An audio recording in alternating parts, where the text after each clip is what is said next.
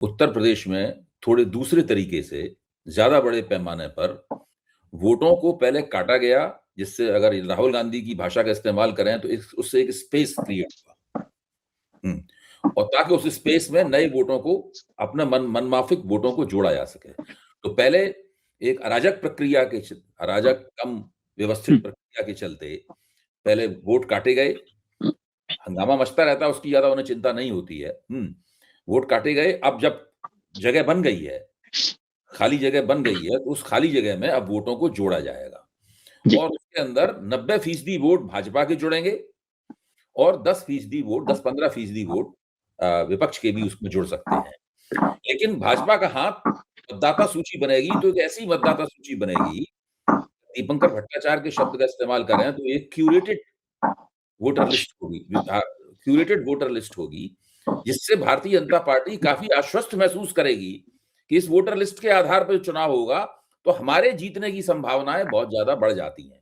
हालांकि जनता नाराज हो जाए तो सारी संभावनाएं ध्वस्त कर देती है, वो अलग बात है। लेकिन अगर चुनाव बिना किसी बड़ी किसी विपक्षी लहर की अनुपस्थिति में होते हैं अगर चुनाव, तो भाजपा की जीतने की संभावना बहुत बढ़ जाती है उत्तर प्रदेश में।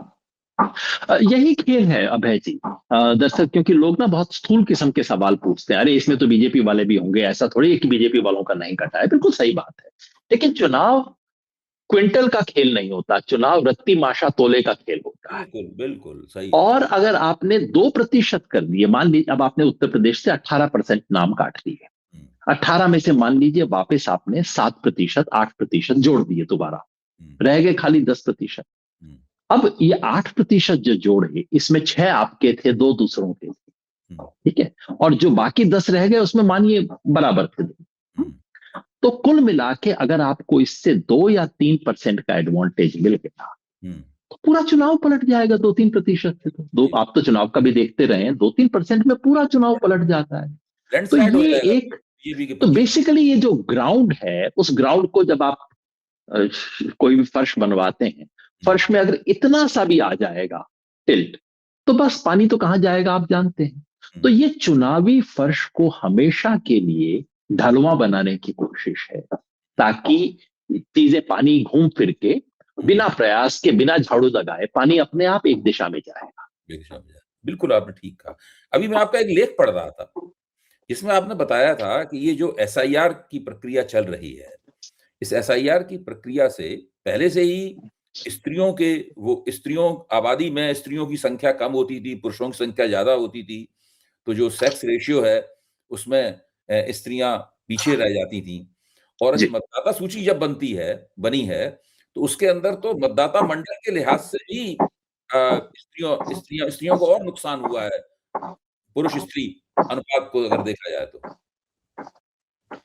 जी, और मैं अपना फोन इसलिए देख रहा था कि कल रात को ही उत्तर प्रदेश के आंकड़े मुझे मिले, जो मैंने कल रात को ट्वीट किए हैं। खौफनाक आंकड़े हैं अभय जी। इस देश में जहां भी विमेन स्टडीज की रिसर्च हो रही है, जहां भी फेमिनिस्ट स्कॉलरशिप हो रही है, सबको खड़े होकर सड़क पे आके इसका विरोध करना चाहिए। आपको बताता हूं हुआ क्या है, केवल उत्तर प्रदेश की मिसाल, बाकी सब बाद में हम बताएंगे।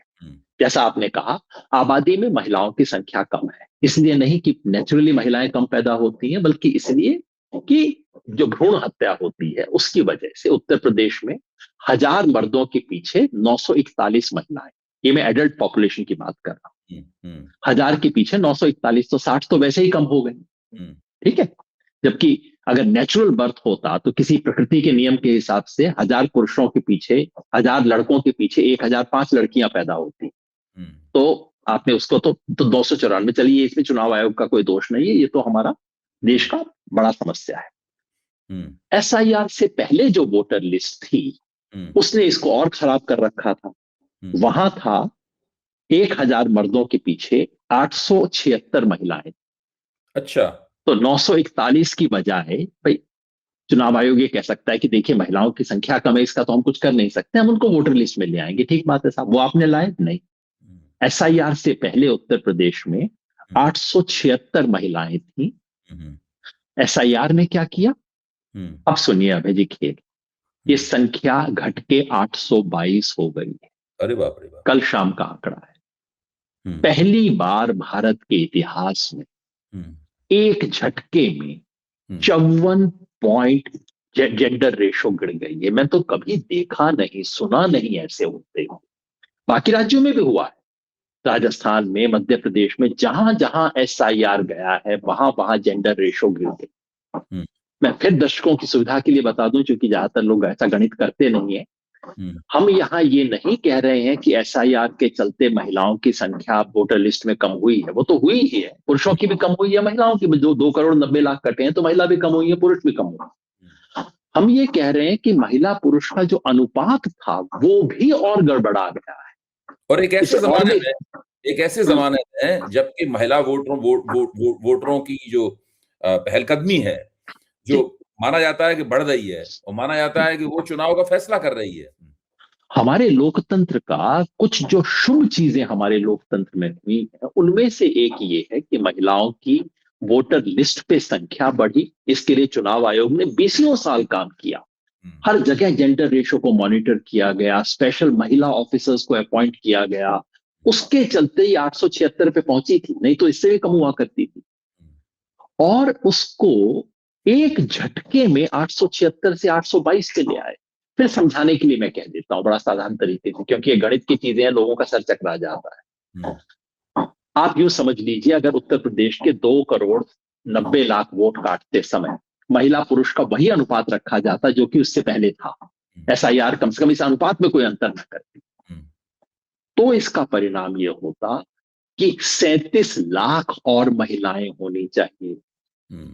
मतलब केवल SIR के कारण नवंबर और जनवरी महीने के बीच उत्तर प्रदेश में 37 लाख औरतें वोटर लिस्ट से गायब हो गई हैं। 37 लाख एक झटके। बाकी 11 राज्यों को जोड़ दीजिए तो वो 23 लाख और थे। बाकी 11 राज्य मिला के 23 लाख थे। केवल उत्तर प्रदेश में 37 लाख महिलाएं उड़ गई हैं वोटर लिस्ट से, केवल SIR के चलते। तो इसको तो ये भी कह सकते, आप जो कह रहे हैं, एक दूसरी भाषा में ये भी कह सकते हैं कि मतदाता सूची एक ऐसा युद्ध का मैदान है जहां पर महिलाओं का संहार हो रहा है, महिला वोटरों का संहार हो रहा है। बिल्कुल। ये इस वक्त दिक्कत ये है कि ये बात समझ नहीं पा रहा है कोई। वोटर हो रहा है। बिल्कुल, ये एकदम वो हो रहा है। मैं बिहार में, हमने बताया था कि बिहार में इस एक झटके से वोटर लिस्ट कोई 10 साल पीछे चली गई। 10 साल के जो गेन्स हुए थे सारे एक साथ झटके में खत्म हो गए थे।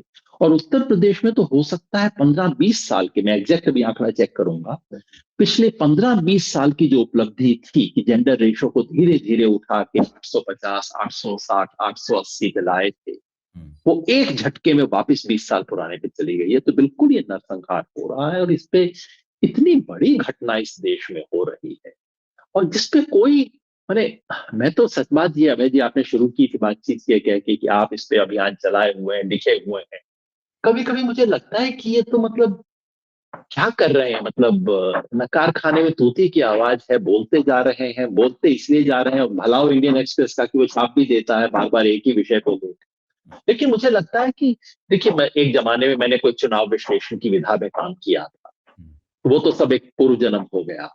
लेकिन चूंकि मैं चुनाव को और वोटिंग को थोड़ा बहुत समझता हूं, और मेरी आंख के सामने इस देश में यूनिवर्सल एडल्ट फ्रेंचाइज खत्म की जा रही है, तो मैं चुप कैसे रह सकता हूं भाई? बोलूंगा तो सही, पर यही कर रहे हैं। लेकिन आप समझ रहे हैं कितनी बड़ी बात हो रही है जिसपे कोई कुछ कर नहीं रहा है इस वक्त। आपकी आवाज में योगेन जी हम सब लोगों की आवाज शामिल है। ये जो महिलाओं के वोटर के तौर पर महिलाओं का जो संहार है, जो SIR के जरिए हो रहा है, ये बहुत ही चौंकाने वाला तथ्य है।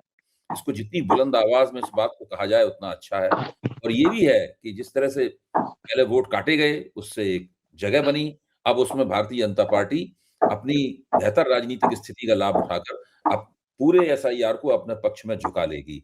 बहुत-बहुत धन्यवाद योगेन जी, आपने जिस रोशनी डाली है, उससे बहुत सी बातें जो आंकड़ों की गुंजल में छिप जाती हैं, बहुत जटिल लगने लगती हैं, बहुत साफ तौर पर निकल के हम लोगों को आ गई। अब मेरी इच्छा ये है कि एक चर्चा आपके साथ, जब आपको सुविधा हो, तो हम लोग पश्चिम बंगाल के ऊपर करें।